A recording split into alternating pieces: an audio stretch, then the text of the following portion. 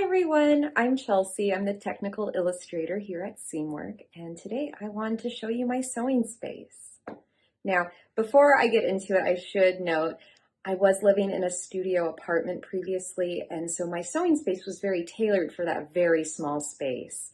However, I moved during the summer, and now my new place, I have half of a room I can dedicate to sewing, which is amazing. So I've been playing around and getting new things and just revamping the whole space. So a lot of it is still a work in progress, but I'm excited to show it to you and talk through some future ideas I have for my space.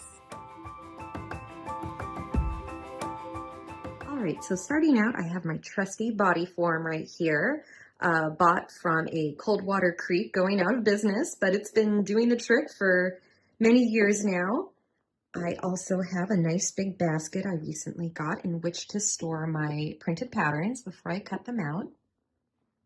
And now let me move on to this big shelf. Okay, this bottom shelf is where I like to keep my patterns. So patterns that, like tissue patterns, patterns I printed out, I've just been keeping them in here. Now, currently, I don't quite have an organization method for how to store these. Right now, I think it's knit patterns, woven patterns, and then kind of miscellaneous patterns. So what I'm hoping to do in the future is to definitely organize this, maybe get some dividers that have tabs coming out so I'll know for sure, like a woven dress, woven tops, etc. But for right now, at least they're all in one place together. But yes, I am definitely planning to figure out a good organization system for all these patterns I have. Okay, and moving up from here, this is where I keep my fabric right now. And in these bins, I have it organized for woven fabrics, knit fabrics, big pieces that I can use for drafts and muslins, and then all my scraps. And so far, this has worked out pretty well. Now, moving up from here, this area I've been playing around with quite a bit. This is where I keep most of my notions, my art supplies, and my heating tools. And then next, my heating tools are here, and I have them in this little felt tray to help keep them all together with the cords and whatnot.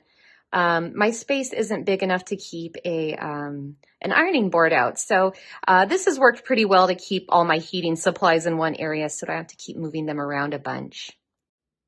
Okay, and then over here, this is where I kind of keep my miscellaneous art supplies. Now, I'm not really sure if this is the best bin for them or if this is the most efficient way for me to keep my art supplies, but it's something I've just kind of cobbled together for now so they're at least nearby and I can see them. So I'm still playing around with this part.